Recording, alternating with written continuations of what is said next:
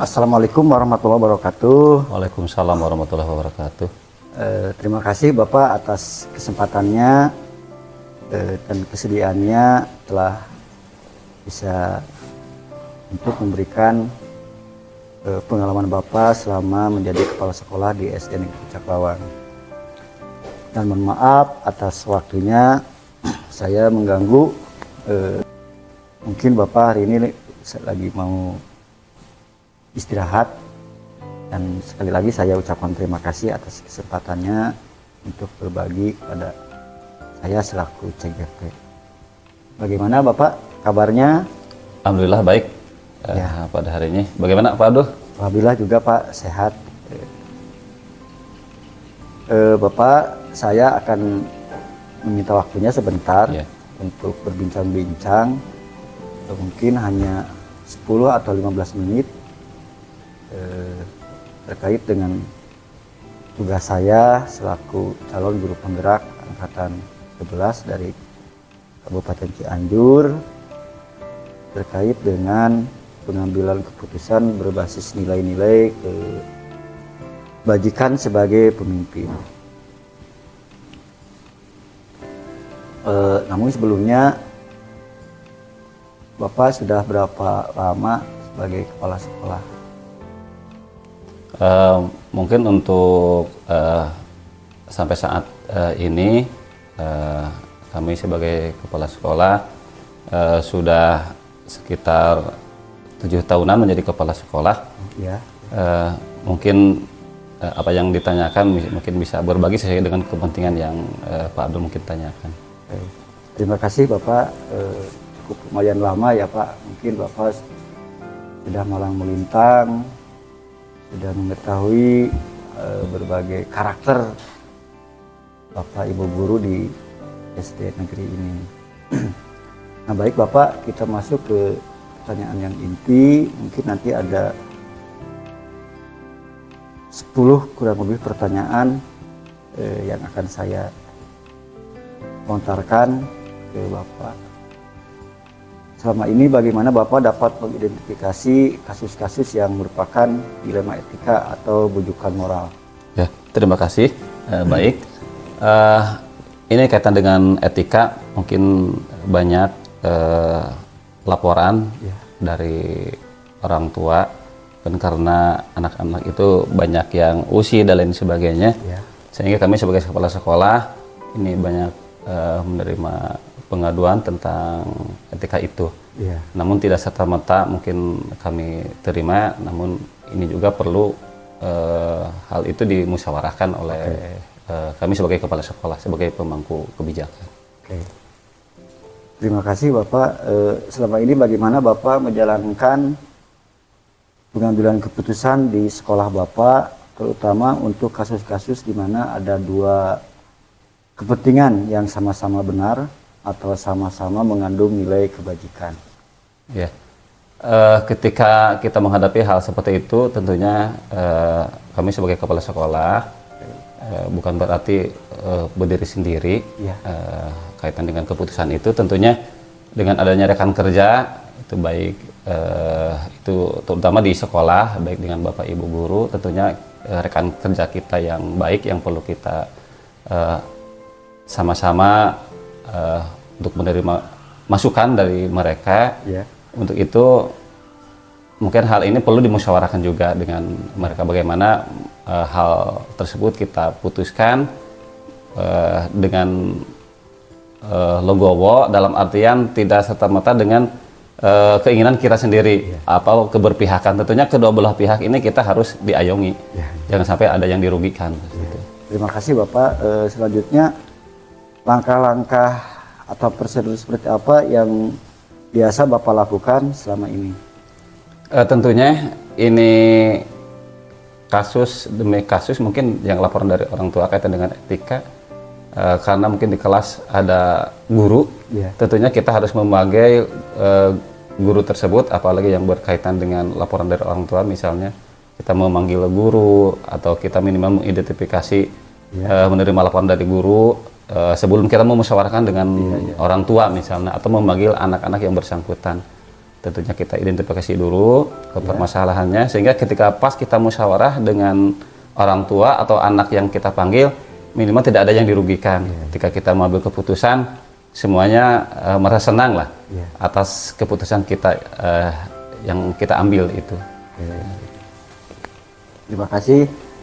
Lalu hal-hal apa saja yang selama ini Bapak anggap efektif dalam pengambilan keputusan pada kasus-kasus dilema etika? Ya, mungkin seperti tadi yang kami paparkan, tentunya tidak lepas dari musyawarah, karena keputusan yang terbaik mungkin ini, apalagi di sekolah ini kan kaitan dengan kekeluarganya harus erat. Tentunya kita langkah yang terbaik mencari solusi gitu dari berbagai pihak. Tadi juga sudah disampaikan bahwa kita memanggil guru-guru sebagai rekan kerja kita, termasuk tadi kedua belah pihak, orang tua, baik itu siswa, kita bersama untuk menyampaikan ide dan gagasan yang disampaikan oleh mereka itu kita tampung. Nah, dari hal tersebut kita mungkin ketika kita mengambil keputusan itu tadi juga disampaikan jangan sampai merugikan, malah menjadi mungkin mana yang terbaik bagi mereka, terutama bagi anak-anak yang tadi dilaporkan, supaya ya saling lah, jangan sampai salah satunya ada dendam gitu ya. Dari mereka itu minimal ada saling memaafkan sehingga untuk berikutnya tidak terulang kembali hal tersebut. Terima kasih Bapak. Yang selanjutnya, apakah hal-hal apa saja yang selama ini merupakan tantangan dalam pengambilan keputusan pada kasus-kasus dilema etika? Tentunya setiap permasalahan pasti ada tantangan yang perlu kita musyawarahkan seperti tadi. Namun tantangan tersebut karena kita tadi dasarnya adalah musyawarah, kekeluargaan, saling menghargai, tentunya tantangan tersebut kita akan pecahkan bersama. Kita akan pecahkan bersama karena ini sekolah milik bersama. Hanya mungkin kami sebagai kepala sekolah hanya sebagai leader, tentunya harus bisa mengayomi berbagai pihak. Mungkin tadi selain memanggil guru, orang tua berikut siswa, mungkin ada partner kita yang mewakili masyarakat, yaitu komite. Iya, betul Pak. Mungkin alangkah baiknya komite juga kita panggil agar kasus tersebut minimal menjadi rantainya terputus, dalam artian tidak ada yang miss gitu, keluar. Mungkin langkah-langkah itu yang kami laksanakan sehingga mungkin istilahnya win-win solution itu bisa kita dapat dengan baik dan diterima oleh semua pihak. Untuk selanjutnya, apakah Bapak memiliki sebuah tata kala atau jadwal Pak tertentu dalam sebuah penyelesaian kasus dilema etika? Apakah Bapak langsung menyelesaikan di tempat atau memiliki sebuah jadwal untuk menyelesaikannya? Bentuk atau prosedur seperti apa yang Bapak jalankan? Tentunya semua permasalahan harus teragendakan, harus tertata gitu, harus terjadwal. Bagaimana baiknya masalah tersebut kita pecahkan. Tentunya kita harus mempunyai jadwal, dalam artian berbagai pihak kita harus beritahu dulu. Jangan sampai kita ujug-ujug lah ketika ada masalah langsung kan gitu. Tadi juga sudah disampaikan bahwa kita ini minimal harus mengidentifikasi, mengkomunikasikan lah dengan para pihak, baik itu pihak yang bersangkutan maupun pihak lain yang bisa memecahkan masalah tadi gitu. Tentunya kita membuat schedule, tapi schedule tersebut kita sesuai dengan kebutuhan yang urgen. Jangan sampai masalahnya mendesak kita abaikan misalnya. Kita schedule tapi disesuaikan dengan kebutuhan, mungkin itu.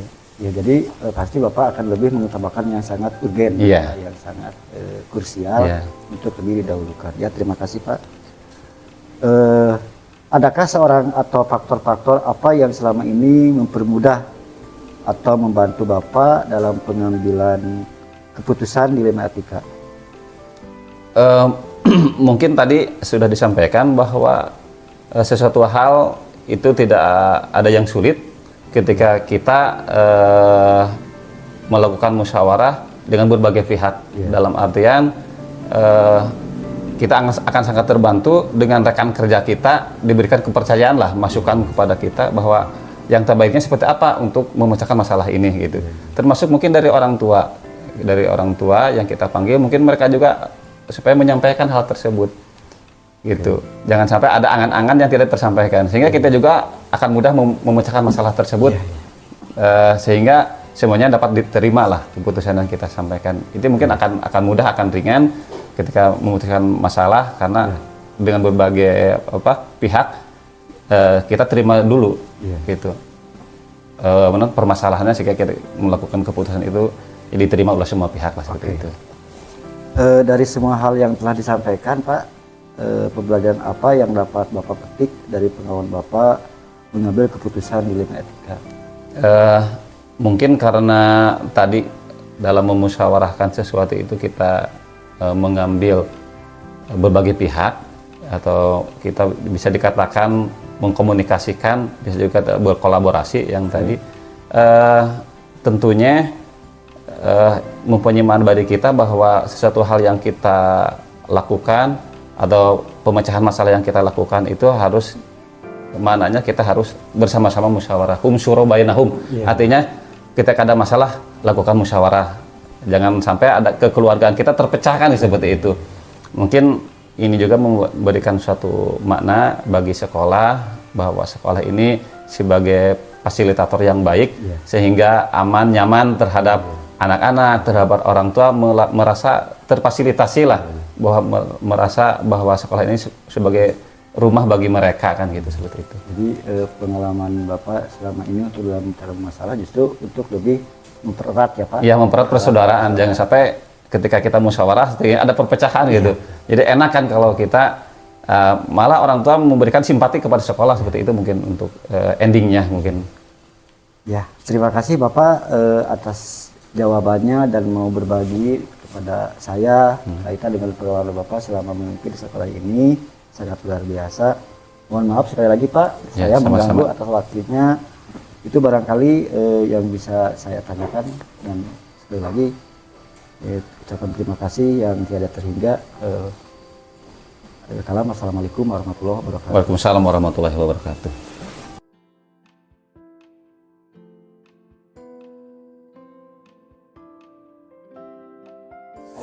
Waalaikumsalam. Ya, silakan duduk. Pak, sehat? Alhamdulillah. Terima kasih Bapak atas kesempatannya, dan mohon maaf terganggu barangkali waktunya kalau Bapak lagi istirahat atau telah bersedianya menerima saya berbagi selama Bapak tugaskan sebagai kepala sekolah. Gimana kabarnya Bapak? Alhamdulillah. Pada hari ini alhamdulillah baik. Sudah berapa lama Bapak Sejak diangkat menjadi kepala sekolah sampai saat ini kurang lebih 7 tahun. Lumayan lama ya Pak? Alhamdulillah. Begini Bapak, Ya. saya selaku CGT akan berbincang-bincang dengan Bapak sekitar 10 atau 15 menit ya Pak. Ya. Terkait dengan tugas saya mewujudkan satu kontekstual pengambilan keputusan berbasis nilai-nilai kebajikan sebagai pemimpin. Oh iya. Dan Bapak mungkin nanti akan saya lontarkan beberapa pertanyaan berbagi kepada saya sesuai dengan apa yang saya lakukan. Iya. Apakah Bapak bersedia untuk berbincang dengan saya? Ya, siap. Alhamdulillah. Ya baik Bapak, di sini mungkin ada beberapa pertanyaan yang akan saya nanti lontarkan kepada Bapak. Dimulai dari yang pertama, selama ini bagaimana Bapak dapat mengidentifikasi terkait dengan kasus yang merupakan dilema etika atau budikan moral ya. Jadi ada kait dengan dilema etika itu kan yang terkait dengan sebuah mengambil keputusan yang mungkin kedua-duanya benar ya Pak. Oh iya. Dan yang kedua mungkin jelas terkait dengan hal-hal moral yang sifatnya melanggar dengan ketentuan yang mungkin berlawanan dengan atau dengan hal yang salah sendiri. Iya. Ya, oke, terima kasih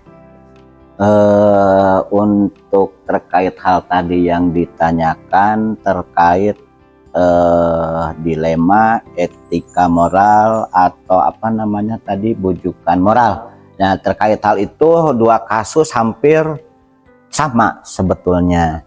Nah, terkait hal bagaimana mengidentifikasi etika dilema apa? Etika yang tadi, yang pertama kita mempelajari dulu kasus. Mempelajari dulu kasus, terus dianalisa. Sesudah itu kita kumpulkan fakta-fakta terkait hal yang menyangkut apa dilema etika. Nah, sesudah itu kita berdiskusi dengan, kalau seandainya yang mempunyai kasus si anak, kita berdiskusi dengan wali kelas atau guru kelas. Yang selanjutnya untuk berdiskusi dengan orang tuanya. Nah, itu untuk cara mengidentifikasi dilema etika. Nah, itu. Iya Pak, kalau yang berhubungan dengan bujukan moral juga sama ya Pak? Betul, kaitan bujukan moral itu hampir sama dengan dilema etika. Bedanya itu kalau bujuk moral itu kasusnya betul dan salah itu. Nah, itu kalau bujukan moral. Ya, terima kasih Bapak. Yang kedua, selama ini bagaimana Bapak menjalankan pengambilan keputusan sekolah Bapak, terutama untuk kasus-kasus di mana ada dua kepentingan yang sama-sama benar Pak, atau sama-sama mengandung nilai-nilai kebajikan, nilai kebaikan lah. Ya. Bapak menjalankan pengambilan keputusan. Oh iya. Untuk mengambil langkah-langkah kebajikan yang kelihatannya itu sama-sama benar, ya, terkait hal itu kita menganalisa asas tidak praduga tak bersalah, ya, kedua-duanya, supaya kedua-duanya seolah-olah tidak disalahkan. Nah, jadi sifat praduga tak bersalah itu ya kita analisa dulu kasusnya, apakah yang dua-duanya itu salah atau tidaknya. Ya. Nah, itu. Ya, terima kasih Bapak. Ya, masuk ke pertanyaan yang ketiga ya Pak. Langkah-langkah atau prosedur seperti apa yang biasa Bapak lakukan selama ini? Oh ya, langkah atau prosedur yang diambil terkait kasus itu kita ambil secara kekeluargaan atau secara berdiskusi supaya kedua-duanya yang mempunyai kasus itu menerima itu, tapi tidak dipojokkan. Ya. Nah, itu langkah-langkah yang kita laksanakan. Ya, terima kasih Bapak. Untuk selanjutnya, hal-hal apa saja yang selama ini Bapak anggap efektif dalam pengambilan keputusan pada kasus-kasus dilema etika? Oke, jadi langkah-langkah yang tadi dikatakan efektif dan efisien untuk menanggulangi kasus dilema etika. Yang tadi karena dilema etika itu berhubungan dengan hasrat, ya, hasrat atau kalau tidak sebatas kemampuan saya itu ada kemauan. Nah, itu secara yang tadi itu diambil langkah diskusi. Iya. Jadi dengan cara diskusi ya Pak? Iya, diskusi. Kemudian dengan pertanyaan yang selanjutnya Pak, hal-hal apa saja yang selama ini merupakan tantangan Pak, tantangan dalam pengambilan keputusan pada kasus-kasus dilema etika? Oh iya, yang menjadi tantangan bagi kami untuk cara penanggulangan kasus dilema etika, tantangannya yang pertama, kalau misalkan diajak diskusi atau dipanggil, apakah yang mempunyai kasus itu apakah menerima atau tidak. Nah, tantangannya yaitu kesiapannya. Kemudian Bapak mengkhawatirkan mungkin memiliki perasaan bahwa mungkin tidak akan diterima, tidak jadi tantangan ya, jadi tantangan yang wah, ini jalan keluar itu apakah diterima atau tidak. Nah, sejauh ini, nah itu sebagai tantangan kami. Terima kasih Pak. Masih selanjutnya, Ya, apakah Bapak memiliki sebuah tata kala atau jadwal ya Pak, jadwal tertentu dalam sebuah penyelesaian kasus dilema etika? Apakah Bapak langsung menyelesaikan di tempat atau memiliki sebuah jadwal untuk menyelesaikannya, bentuk atau prosedur apa yang Bapak jalankan? Untuk mengenai jadwal penanganan kasus dilema etika, kami ini tidak membuat jadwal ya terkait hal itu, tetapi melihat kasusnya dulu. Jadi intinya menanggulangi kasus itu situasional. Ya, apakah misalkan si kasus itu sangat-sangat urgen atau dibutuhkan pada waktu itu, ya kita pada waktu itu.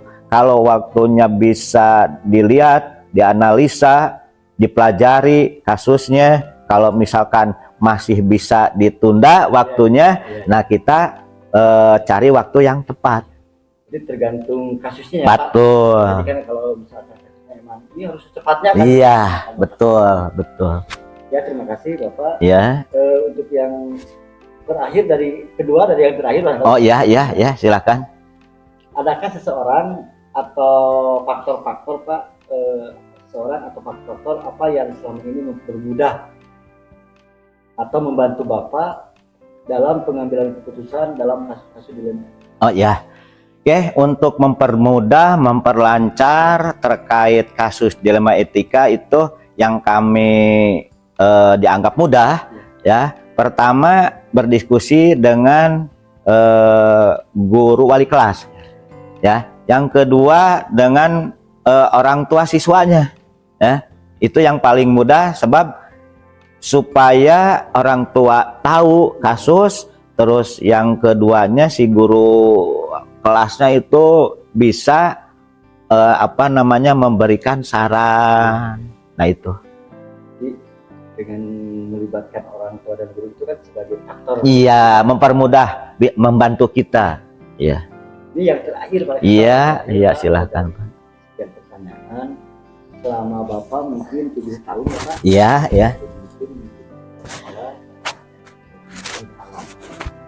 Mungkin dari kasus yang sering Bapak tangani tentunya juga. Mungkin pembelajaran apa yang dapat Bapak petik dari pengalaman Bapak mengambil keputusan di rumah? Oke, jadi pelajaran kami untuk yang bisa dipetik atau bisa menjadi bagi kami itu pembelajaran dari kasus itu. Yang pertama, kita bisa cepat mengambil keputusan. Berani mengambil keputusan. Karena apa? Karena dengan kasus itu kita dituntut untuk mengambil keputusan secepatnya. Ya. Nah, karena apa? Keputusan itu bukan mencari baik dan salahnya, tetapi keberanian cepat mengambil keputusan. Nah itu. Sangat luar biasa Bapak. Jadi selama ini menjadi pembelajaran bahwa seorang pemimpin itu kan harus berani. Iya. Tapi berani bukan dalam artian cepat. Ya. Iya. Jangan menunda sebuah permasalahan. Baik Bapak, sekali lagi saya ucapkan terima kasih atas waktu dan kesempatannya. Telah mau berbincang-bincang dengan kami untuk mengisi tugas kami dalam modul 3. Sekali lagi mohon maaf atas segala kekurangannya Pak. Ya. Sekian, barangkali. Assalamualaikum warahmatullahi wabarakatuh. Waalaikumsalam.